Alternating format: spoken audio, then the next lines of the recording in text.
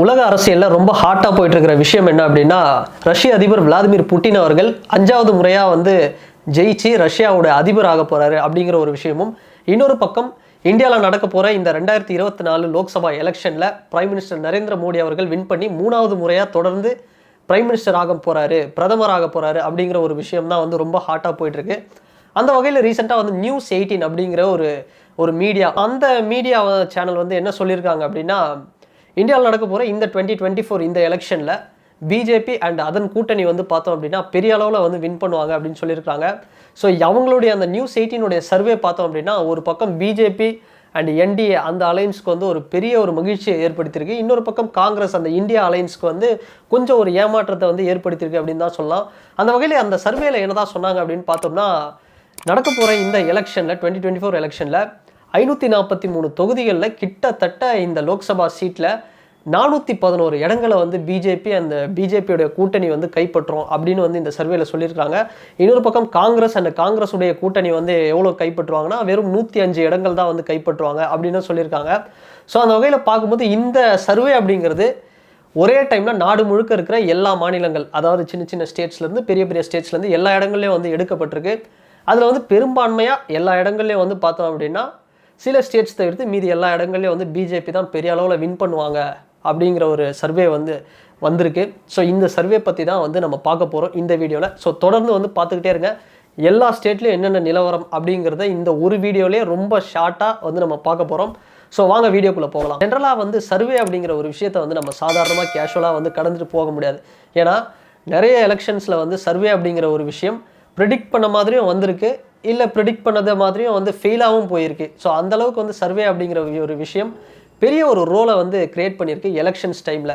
So அந்த மாதிரி சர்வேஸ்க்கு பாசிட்டிவ்ஸும் இருக்குது, நெகட்டிவ்ஸும் இருக்குது. ஸோ அந்த வகையில் நெகட்டிவ்ஸ் அப்படின்னு நம்ம சொல்லணும் அப்படின்னா, சர்வே அப்படிங்கிறத சொல்கிறாங்க. இப்போ ஃபார் எக்ஸாம்பிள் பிஜேபி ஒரு 411 தொகுதியை வின் பண்ணோம் அப்படின்னும் போது நிறைய பேர் ஓட்டு போடுறாங்க. அதான் இவங்க இவ்வளோ தொகுதிகளை வின் பண்ணுறாங்களே, ஈஸியாக வின் பண்ணுவாங்களே, நம்ம எதுக்கு போய் ஓட்டு போட்டுக்கிட்டு, அது மாதிரியான ஒரு அலட்சியமாக ஒருவேளை 100% அந்த வாக்காளர்கள் அப்படிங்கிற ஒரு இலக்கை அடைய முடியாத அளவுக்கு போகலாம் அப்படிங்கிற ஒரு விஷயமும் ஒரு நெகட்டிவ்ஸ் இருக்குது. ஸோ இதெல்லாம் தாண்டி இது ஒரு ஜஸ்ட் சர்வே தானே, இதில் என்ன ஆகிட போகுது அப்படின்னு போய் ஓட்டு போடுறவங்களும் இருக்காங்க. அந்த மாதிரி சர்வே அப்படிங்கிற ஒரு விஷயத்தில் பாசிட்டிவ்ஸ் நெகட்டிவ்ஸ் ரெண்டுமே இருக்குது.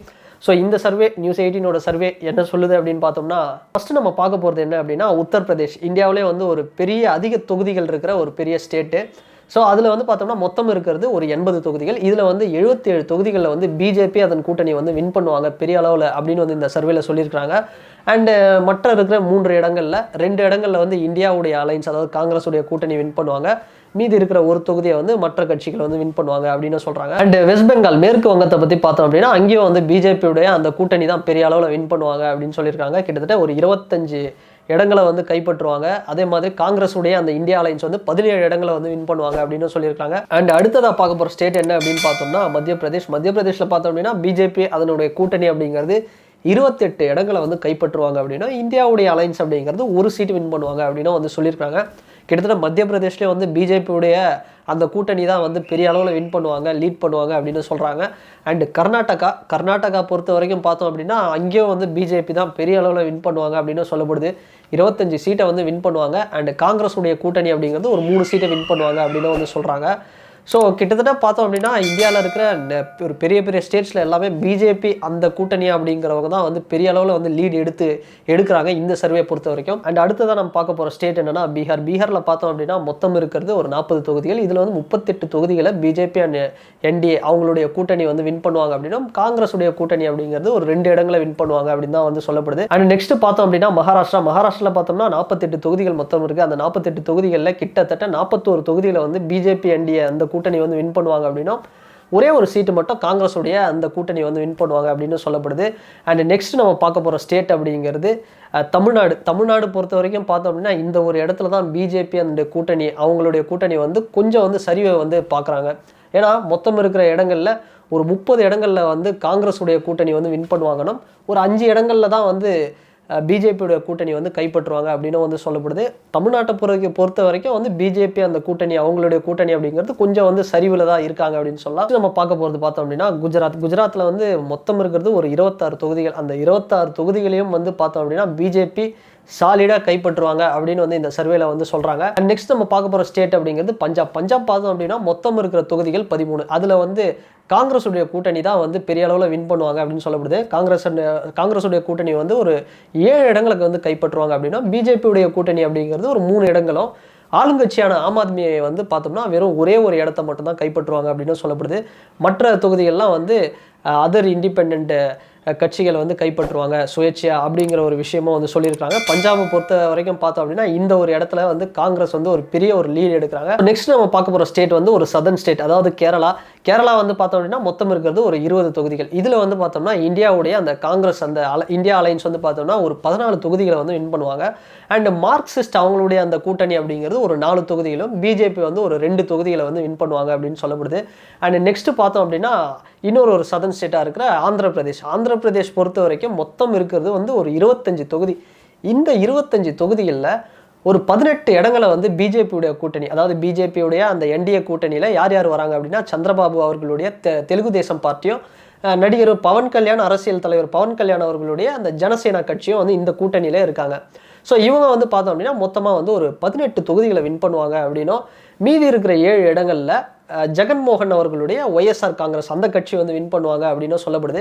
ஆந்திராவை பொறுத்த வரைக்கும் வந்து பிஜேபியுடைய கூட்டணி அப்படிங்கிறது ஒரு பெரிய அளவில் வந்து ஒரு லீட் எடுக்கிறாங்க அப்படின்னு வந்து சொல்லலாம். ஸோ நெக்ஸ்ட் நம்ம பார்க்க போகிற ஸ்டேட் அப்படிங்கிறது தெலுங்கானா. தெலுங்கானா பொறுத்த வரைக்கும் இங்கே இருக்கிறது மொத்தமே வந்து ஒரு 17 தொகுதிகள் இருக்குது.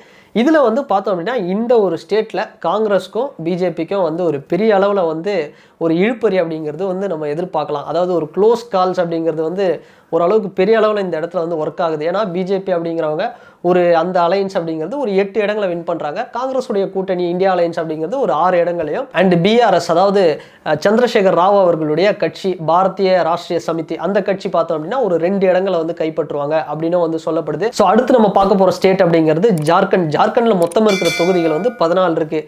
அதில் வந்து பிஜேபி வந்து 12 இடங்களை வந்து கைப்பற்றுறாங்க. மீதி இருக்கிற ஒரு தொகுதிகளை அந்த ஸ்டேட்டில் இருக்கிற ஒரு பெரிய கட்சியான ஜார்க்கண்ட் முக்தி மோர்ச்சா கட்சி வந்து கைப்பற்றுறாங்க ஒரு இடத்தையும். காங்கிரஸ் வந்து ஒரு இடத்தை வந்து கைப்பற்றுறாங்க. ஸோ ஜார்க்கண்ட் பொறுத்த வரைக்கும் பார்த்தோம்னா பிஜேபி ஒரு பெரிய அளவில் வந்து ஒரு லீட் எடுக்கிறாங்க. அண்ட் அடுத்தபடியாக சத்தீஸ்கர் பொறுத்த வரைக்கும் பார்த்தோம்னா 2 கட்சிகள் தான், பிஜேபி வெர்சஸ் காங்கிரஸ். அவங்க தான் வந்து சத்தீஸ்கரில் பெரிய அளவில் வந்து ஒரு போட்டி இருக்கும். அதில் வந்து மொத்தம் இருக்கிற 11 தொகுதிகளில் பிஜேபி வந்து 10 தொகுதிகளை வந்து கைப்பற்றுறாங்க. ஒரு பெரிய அளவில் ஒரு வின் வந்து அங்கே பண்ணுவாங்க அப்படிங்கிறத எதிர்பார்க்கலாம். அண்ட் காங்கிரஸ் வந்து மீதி இருக்கிற ஒரு இடத்த வந்து கைப்பற்றுவாங்க அப்படின்னு வந்து இந்த சர்வேல வந்து சொல்லப்படுது. ராஜஸ்தான் வந்து பார்த்தோம் அப்படின்னா ஒரு பெரிய ஸ்டேட், 25 தொகுதிகள் இருக்கு.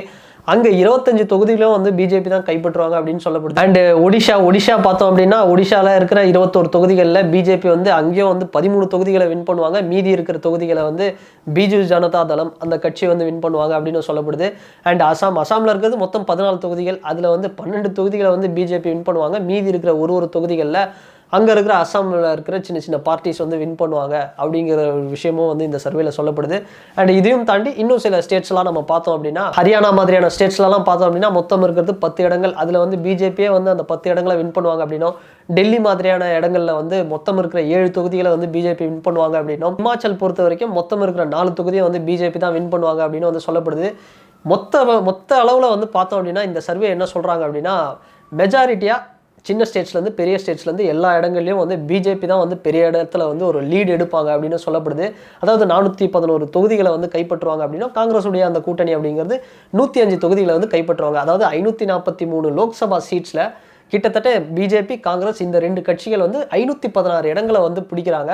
மற்ற அதர் இண்டிபெண்டன்ட் கேண்டிடேட்ஸ்லாம் வந்து பார்த்தோம் அப்படின்னா மற்ற கட்சிகள் வந்து மீதி இருக்கிற இடங்களை வந்து பிடிப்பாங்க அப்படின்னு சொல்லப்படுது. இந்த லோக்சபா சீட்ஸ் அதாவது 543 இடங்களில் காங்கிரஸ் அண்ட் பிஜேபி இந்த 2 கட்சிகளுடைய இந்த கூட்டணிகள் அப்படிங்கிறது எந்த அளவுக்கு வந்து சீட்ஸை வந்து பிடிப்பாங்க அப்படிங்கிறத வந்து பார்த்தோம். ஆனால் நேஷனல் வைடு வந்து இவங்களுக்கு இருக்கிற அந்த ஓட் பர்சன்டேஜ் எவ்வளோ வரும் அப்படின்னு பார்த்தோம் அப்படின்னா, பிஜேபிக்கு வந்து பார்த்தோம்னா ஒரு 48% ஓட்டுகள் வந்து வரும் அப்படின்னு வந்து சொல்லப்படுது. அண்ட் காங்கிரஸ்க்கு பார்த்தோம் அப்படின்னா ஒரு 32% வந்து ஓட் பர்சன்டேஜ் வந்து கிடைக்கும் அப்படின்னு இந்த 2024 லோக்சபா எலெக்ஷனில் கிடைக்கும் அப்படின்னு வந்து சொல்லப்படுது இந்த சர்வேல. டைம் 2019 நடந்த அந்த நாடாளுமன்ற தேர்தலில் 353 இடங்களை வந்து பிஜேபியுடைய கூட்டணி வந்து கைப்பற்றினாங்க.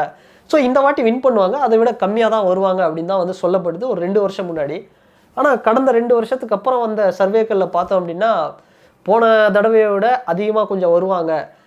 இந்த வாட்டி வந்து பார்த்தோம் அப்படின்னா ஒரு 411 400க்கு மேலே வந்து வருவாங்க அப்படிங்கிற ஒரு விஷயத்த வந்து சொல்லியிருக்காங்க. ஸோ இதுக்கு காரணம் என்ன அப்படின்னு பார்த்தோம்னா, ஒரு காலத்தில் வந்து காங்கிரஸ் அப்படிங்கிற ஒரு கட்சியுடைய ரெக்கார்டு அப்படிங்கிறது ஒரு பெரிய அளவில் இருந்தது. 1984 நடந்த இந்தியன் ஜெனரல் எலெக்ஷனில் ராஜீவ்காந்தி அவர்கள் வந்து பிரைம் மினிஸ்டர் ஆகும்போது கிட்டத்தட்ட ஒரு 543 தொகுதிகள், அதாவது அவ்வளோ பெரிய ஒரு சீட்டில் சாலிடாக ஒரு சிங்கிள் பார்ட்டியாக காங்கிரஸுடைய கூட்டணி அப்படிங்கிறது 414 இடங்களை வந்து கைப்பற்றினாங்க. அதுதான் வந்து ஒரு பெரிய அளவில் வந்து ஒரு ரெக்கார்டாக இருக்குது.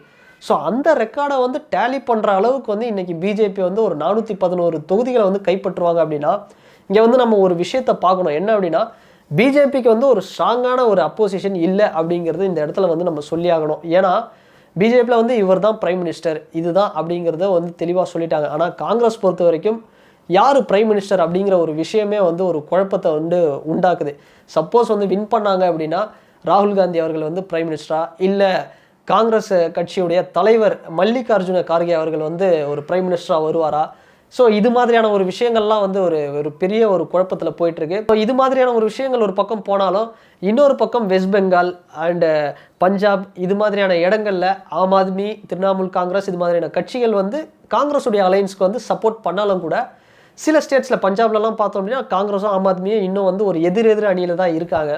வெஸ்ட் பெங்காலில் வந்து என்னதான் வந்து மம்தா பானர்ஜி அவர்கள் வந்து இந்த இந்தியா அலையன்ஸ்க்கு கொஞ்சம் வந்து ஒரு அளவுக்கு வந்து ஒரு சப்போர்ட் பண்ணுற மாதிரி இருந்தாலும், வெஸ்ட் பெங்காலில் ஒரு சின்ன ஒரு கிளாஷ் வந்து அவங்களுக்குள்ளே வந்து போயிட்டு தான் இருக்குது. ஸோ இது மாதிரியான ஒரு விஷயங்கள்லாம் வந்து காங்கிரஸ்க்கு வந்து ஒரு பெரிய ஒரு ட்ராபேக்காக இருக்கிறது தான் பிஜேபி வந்து இந்த அளவுக்கு வந்து ஒரு பெரிய, இந்த சர்வேவும் தாண்டி சில விஷயங்கள் சொல்லணும்னா பிஜேபி வந்து ஏன் இவ்வளோ ஸ்ட்ராங்காக ஆகுறாங்க அப்படின்னா, ஒரு ஸ்ட்ராங்கான ஒரு அப்போசிஷன் இல்லை அப்படிங்கிறது தான் ஒரு காரணமாக நம்ம வந்து பார்க்க முடியும். ஃபைனலி இந்த வீடியோட கன்க்ளூஷன் நம்ம பார்க்க வேண்டியது என்ன அப்படின்னா, சர்வே அப்படிங்கிற ஒரு விஷயம் எல்லா எலெக்ஷனுக்கும் வந்து அதை ப்ரிடிக்ட் பண்ணிட்டு தான் இருப்பாங்க. ஸோ சர்வே அப்படிங்கிற விஷயத்தையும் தாண்டி இந்த 411 தொகுதிகளை தாண்டி வந்து பிஜேபியோட கூட்டணி வந்து வின் பண்ணுமா, இல்லை அதை விட கம்மியாக வருமா, இல்லை அதிகமாக போகுமா அப்படிங்கிறதையும், இல்லை இந்த பிஜேபியுடைய இந்த என்டிஏ கூட்டணியை எந்த அளவுக்கு வந்து ஸ்ட்ராங்காக ஒரு அப்போசிஷன் வந்து ஒரு டஃப் ஃபைட் வந்து கொடுக்க போகிறாங்க காங்கிரஸ் அப்படிங்கிறதெல்லாம் நம்ம வெயிட் பண்ணி தான் பார்க்கணும்.